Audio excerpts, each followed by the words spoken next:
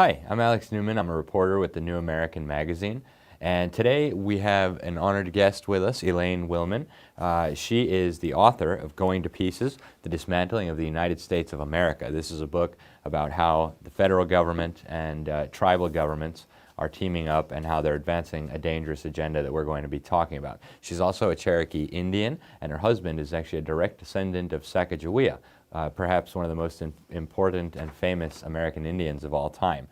She's the former chair of the Citizens Equal Rights Alliance, and she's currently on the board. And she's also the director of tribal affairs for the Village of Hobart in Wisconsin. Now, last year at the New American Magazine, we did a cover story on this exact issue, how the federal government and the Obama administration were exploiting tribal governments to attack the freedom and the property rights and the states' rights of the American people. And today we're very happy to have Elaine with us in the studio here at the New American. Thank you very much for joining us, Elaine. Well, thank you for inviting me, Alex. It's a pleasure to meet you, and it's a pleasure to meet the New American staff and be here. I'm just delighted. The book that I wrote was written 10 years ago. It was the voices of farmers, teachers, tribal members, sheriffs, bankers, cattlemen, ranchers that live on 17 Indian reservations, talking 10 years ago about the things that worry them. And it is selling right now in 2015 bigger and faster than when we first launched it in Washington, D.C. in May of 2005. The folks that were concerned about issues are now seeing those issues come right up in their face, and they're struggling with holding on to their property rights, their water rights, their constitutional and civil rights. As most reservations, most Indian reservations are predominantly populated by non-tribal members.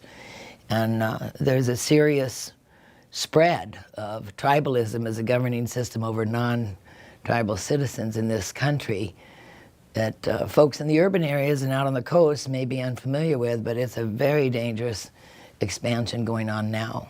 When I first got involved in this issue, I heard about what was happening in Brazil. The federal government had been exploiting, and I think that's the correct word here, an Indian tribe down there that said they had never lived on this land, but the federal government of Brazil said we need to return this land to an Indian tribe, and so they bulldozed entire villages. They wiped entire villages off the map. They left thousands of people homeless. They bulldozed schools and hospitals and forced people to take apart their own homes.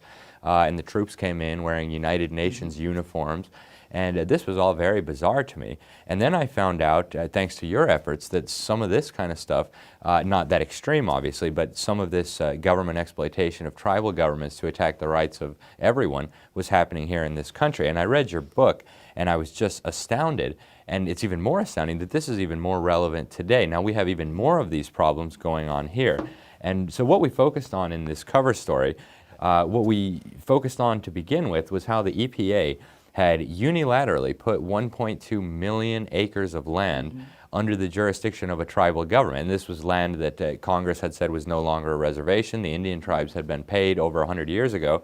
And this was just incredible to me. So I want to ask you, what's the situation now with this town of Riverton in Wyoming and the surrounding towns that were placed under tribal jurisdiction by the Obama administration's EPA? And are there any new situations that viewers should be aware of? Well, you're speaking of the Wind River Indian Reservation, which is home to the Northern Arapaho and Shoshone tribe. My husband is Shoshone. And Riverton, Wyoming, and Fremont County, the largest county in Wyoming, EPA has no authority from Congress or the executive branch or anywhere to create jurisdiction. And it just arbitrarily created 1.2 million acres into Indian country, removing state jurisdiction and authority. It encompassed the whole town of Riverton, Wyoming. The game that EPA and the BLM and many of your federal agencies are playing now is called Catch Me If You Can. They're not even following their own regulations, and it's up to somebody else to just defend themselves against them. And what are some of the problems with just arbitrarily like that putting non-tribal members under the jurisdiction of a tribal government? I guess they can't. They have to pay tax, but they don't get to vote for any of the leadership. What are some of the problems with this idea? Well, we're all U.S. citizens, or all U.S. citizens are entitled to the full rights and privileges of the Constitution and the Bill of Rights, and have their civil rights. And as such, as a full U.S. citizen subjected to a separate government, a separate quasi-dependent sovereign government such as an Indian tribe, and again, using a tribal court as an example, your civil rights are reduced, if not gone, and your ability to retain an attorney to represent you is limited if that attorney is not allowed to practice in the tribal court. Non-tribal members cannot attend tribal meetings. They cannot elect tribal officials. They are entitled to a republic form of government, and they should not be governed by a government that does not serve them. Not only does not serve them, is most often adversarial to them. Mm-hmm. Yeah, and one thing that we talked about when we were doing this article is how these tribal governments pretend to be sovereign type entities, but really they're funded by the federal government through Yes. U.S. taxpayer dollars, and in many ways they're carrying out the agenda of the federal government and the Obama administration. Yes. So I know there's a big flare-up going on. We were talking about this a little bit before we started in Montana. Mm-hmm. Could you tell us what's going on with Montana on the Flathead Reservation, and what is the federal government's agenda? What is the tribal government's agenda? What do they want to accomplish? And could this kind of model be used in other places? Mm-hmm. The federal government, working with the tribal government and the state government, have formed what they call the CSKT, the Confederated Salish and Kootenai Tribal Water Compact. The Supreme Court ruled that states own all the navigable waters and the soils beneath them for all lands ceded to that state. The governor of Montana, the attorney general of Montana, the DNR, the Department of Natural Resources of Montana, the whole executive branch of Montana has fallen in with the Obama administration and a very small Salish Kootenai tribe, and has in this tribal water compact given all waters from the Canadian border down to Wyoming on the western side of the state of Montana. That's 11 counties and 350,000 people. The settlement agreement that the governor just signed off on grants this small Salish Kootenai tribe all the waters and tributaries of 11 counties, including municipal waters, private wells, all the water. It's 20% of the Montana land base, and it's 30% of the Montana population. And that would destroy the farmers and the people who live Shuts there. off, it puts the little tribal government in charge of irrigation. It puts the tribal government in charge of stockwater ponds for the cattlemen. It puts the tribal government in charge of municipal waters and wells, and there's a lot of little communities up and down 11 counties. So I have been out there 5 times since last September, doing whatever I can to help the citizens fight this. The point is, the reason I think it's a template is because a lot of states, especially your executive branches, are so dependent on the federal funding that they get for their states that they become like puppets, and they'll do what the federal executive branch tells them to do at risk of losing their federal funds if they don't. So it's just a horrible thing, and the harm is that 6 other tribes across the state of Montana will go to that governor and say, we want the same deal. You have to treat our tribe the same. And and the waters get placed into trust, held in title by the United States on behalf of this little tribe. So that's how the federal government and the Obama administration is using Indian reservations and tribal governments to go out and capture state waters and natural resources. And the tribal governments are just very willing pawns, and the tribal members, some of them are deeply affected. They're private property owners, they pay taxes, they have irrigation they're going to lose. Some of the tribal members are as harmed as anybody else. Another article we recently did for the New American also touches on some of these tribal issues. There's a so-called human rights group purporting to speak for some natives of Alaska and some natives of Hawaii, and they've asked the United Nations to intervene, and they claim that the United States is occupying them, and they want the UN, and one of them mentioned the Russian government as well, that they should intervene and get involved here. Now, I know the UN has been very active pushing these Indian issues. We had one of their pseudo-experts, I think they call them special rapporteurs, come over here on indigenous affairs, and they said we should give back Mount Rushmore.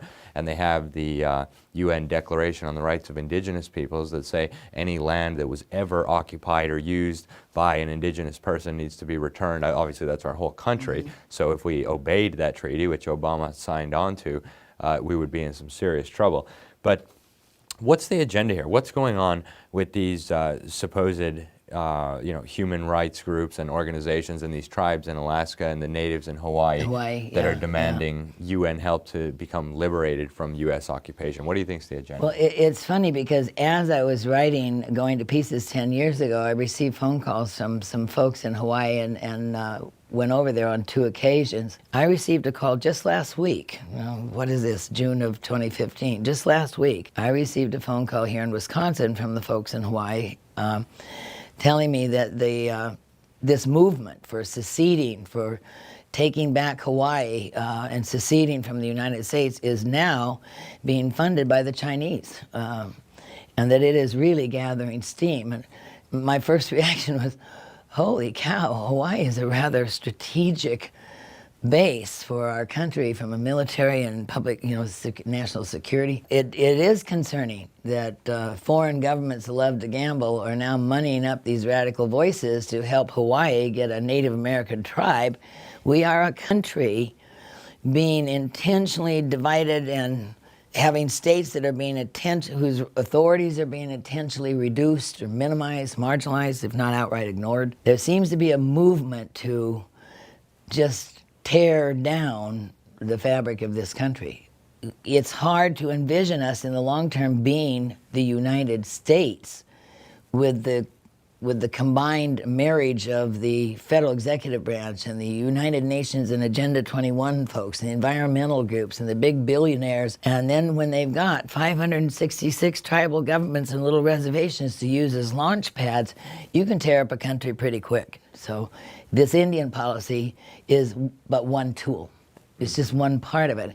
And I don't mean this to disparage in any way the American Indian. I make clear separations between my love and affection for Indian people and government decision-making. If it's a tribal government decision, federal, state, global, a government decision that affects me or my porch is going to get my attention. So what should be done? I know you're a real expert in Indian policy, maybe one of the foremost authorities in the country. What do you think should happen with Indian policy? What should members of Congress do? How can we sort out this mess that's clearly getting worse?